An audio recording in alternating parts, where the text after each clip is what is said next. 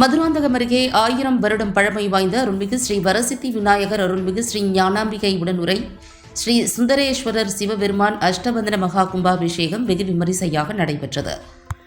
செங்கல்பட்டு மாவட்டம் மதுராந்தகம் அடுத்த பெரும்பாக்கம் கிராமத்தில் 1000 ஆண்டுகள் பழமையான அருள்மிகு ஸ்ரீ வரசித்தி விநாயகர் ஸ்ரீ ஞானாம்பிகை உடனுரை சுந்தரேஸ்வரர் சிவபெருமான் ஆலயம் புனரமைக்கப்பட்டு சிவாச்சாரியார்கள் 3 நாட்களுக்கு முன்பாகவே யாகசாலைகள் அமைத்து கணபதி பூஜை, கோ பூஜை, லட்சுமி பூஜை என விசேஷ பூஜைகள் செய்யப்பட்டு கிராம பொதுமக்கள் முன்னிலையில் யாகசாலையிலிருந்து கலசங்கள் புறப்பட்டு கோவிலை வலம் வந்து விமான கலசத்திற்கு புனித நீர் ஊற்றி கும்பாபிஷேகம் நடத்தப்பட்டது.